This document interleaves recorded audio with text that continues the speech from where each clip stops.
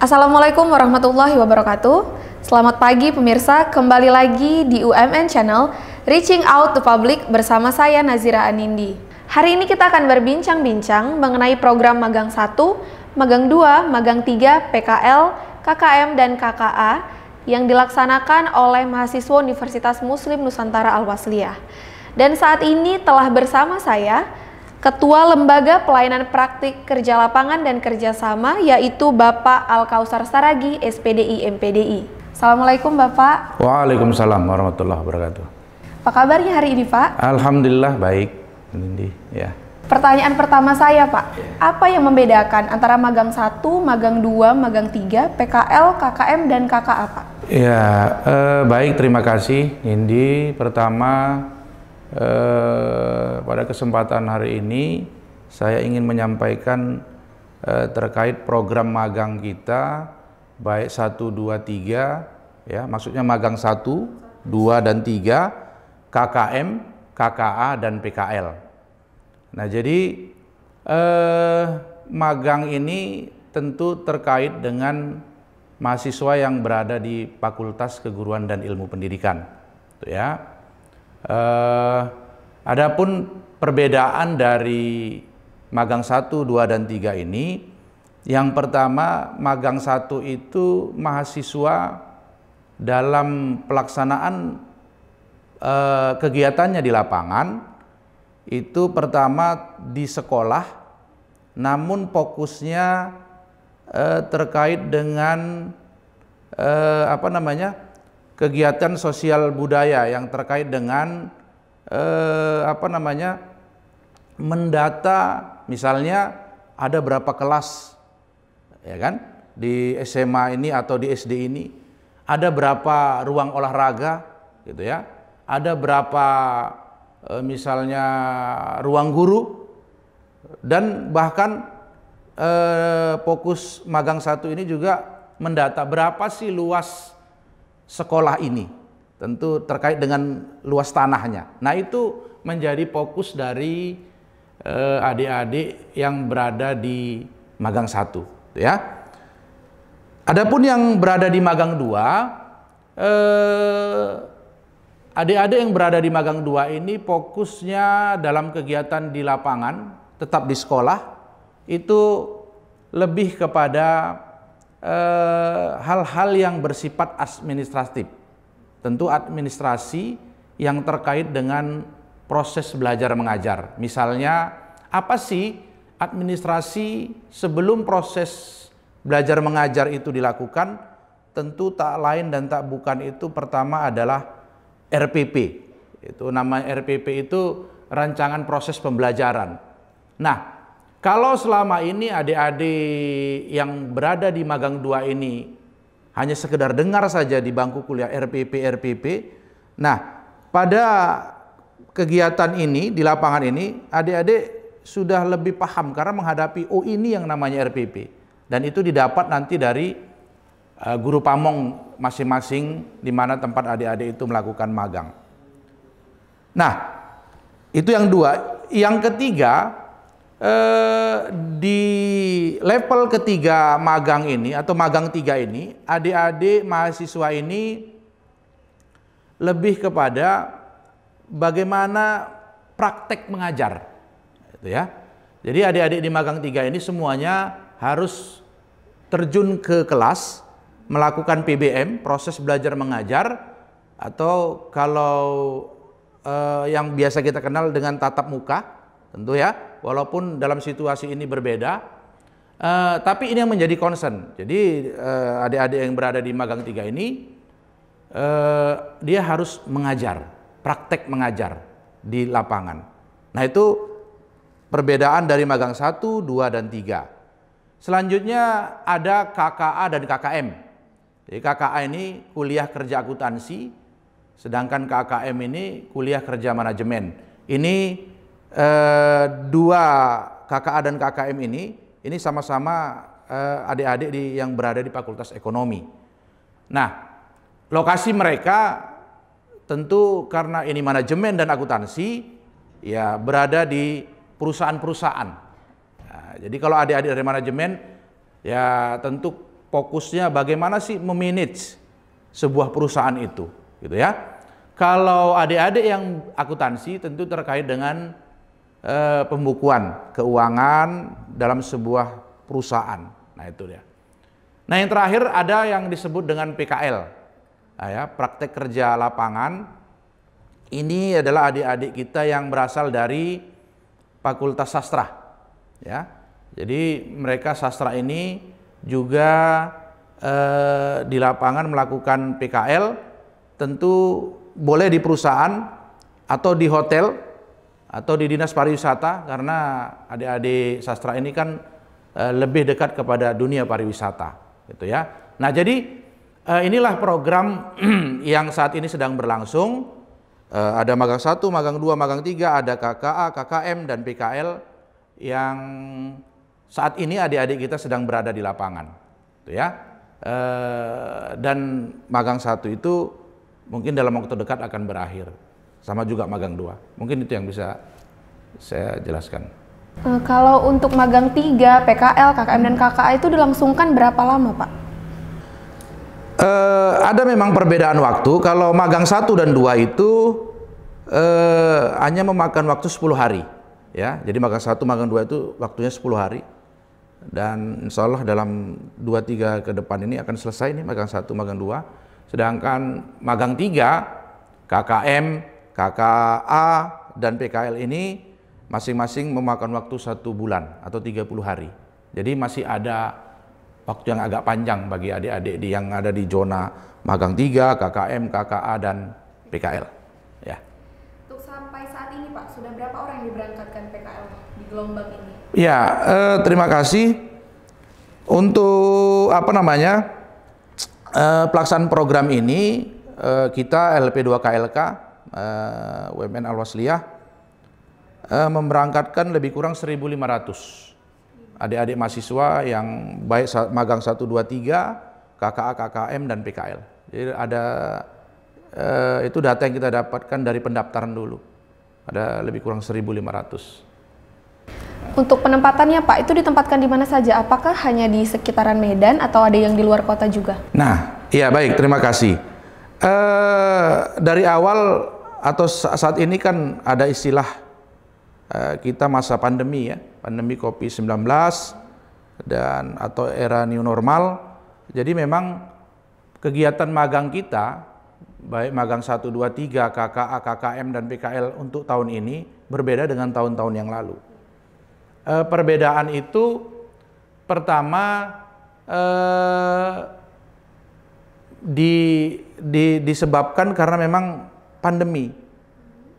Nah, sebagai contoh misalnya, dalam program ini, baik magang 1, 2, 3, KKA, KKM, dan PKL, kita memberikan kebebasan atau menganjurkan tepatnya kepada adik-adik kita untuk melakukan program ini di wilayah masing-masing.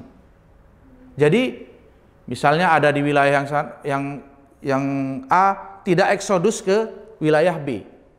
Tentu kan kita juga mengikuti peraturan pemerintah tentang ya bagaimana supaya mata rantai COVID ini bisa kita putus, gitu ya, dengan tidak melakukan eksodus.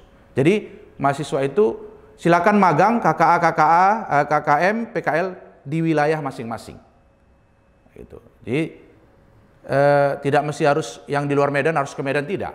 Gitu. Jadi kita bebaskan dimanapun, silakan. Yang penting nanti dalam pendaftaran cantumkan di mana lokasi Anda, gitu ya. Nah itu. Jadi, namun kalau tadi usus FKIP ya tentu ke sekolah, ya, sekolah-sekolah yang apakah SD, SMP, SMA itu silakan. Kalau KKA, KKM itu PKL tentu di perusahaan-perusahaan atau di hotel-hotel. Gitu. Jadi Pak, persiapan seperti apa yang dilakukan pihak kampus sebelum mahasiswa diberangkatkan untuk magang, PKL, KKM, dan KKA itu? Iya, tentu memang kami UMN Al-Wasliyah melalui LP2KLK sebelumnya jauh-jauh hari sudah mempersiapkan beberapa tahapan-tahapan, ya. Pertama, di pertengahan Januari itu kita sudah menyampaikan bahwa kita akan melaksanakan magang baik 1, 2, 3, sudah itu KKA, KKM dan PKL. Jadi informasi ini kita sebar, ya. Dan setelah itu, setelah ada izin dari pimpinan, maka kita buka pendaftaran, ya kan? Jadi adik-adik itu mendaftar, atau lebih tepatnya dulu membayar pendaftaran dan mendaftarkan diri secara kelompok, gitu ya. Sudah itu kita lakukan verifikasi berkasnya, sudah oke, kita berikan surat pengantar untuk ke lokasinya, gitu kan. Sudah itu, setelah itu selesai, LP2KLK melakukan pembekalan secara teknis sebelum berangkat, bahwa di pembekalan itu kita sampaikan bagaimana polanya, bagaimana menyusun laporannya, sudah itu bagaimana proses di lapangan, apa yang harus dilakukan, karena kadang-kadang adik-adik kita ini belum paham betul kan, apa fokus-fokusnya magang 1, fokus-fokusnya magang 2, dan seterusnya. Nah, ini kita sampaikan dalam magang itu, dalam pembekalan itu maksudnya. Selanjutnya, setelah pembekalan tentu pemberangkatan, ya kan, tanggal 22 yang lalu kita resmi berangkatkan, kita resmi mulai dengan izin Pak Rektor dan pimpinan. Dan sekarang kita, adik-adik mahasiswa itu sedang proses kegiatan di lapangan, sembari sesuai dengan waktu masing-masing ya. Tadi kalau 1, 2 kan 10 hari, kalau 3 KKA, KKM dan PKL itu kan 30 hari. Nah itu. Nah setelah itu sambil berjalan mereka bimbingan dengan DPL yang akan kita bagi. Mereka akan bimbingan, sudah itu penyerahan laporan dan penyerahan nilai, maka selesailah kegiatan itu, gitu ya. Mungkin itu yang.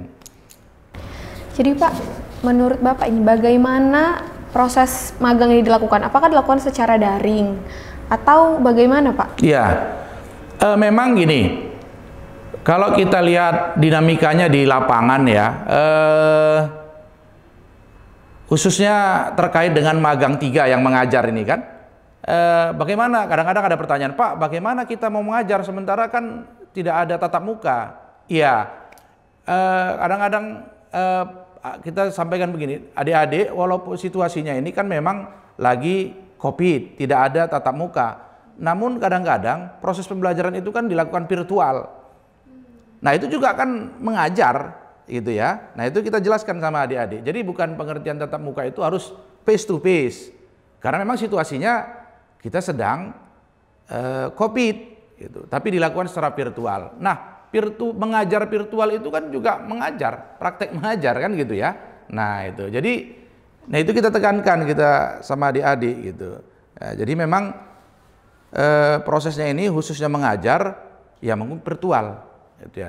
Yang termasuk juga nanti bimbingan dengan DPL ini kita sampaikan secara virtual, tidak tatap muka, gitu ya. Lagi-lagi memang kami tekankan dari LP2KLK itu bagaimana supaya kita tetap mengedepankan protokol kesehatan demi kebaikan kita, mereka siapapun yang ada di sekeliling kita. Itu maksudnya.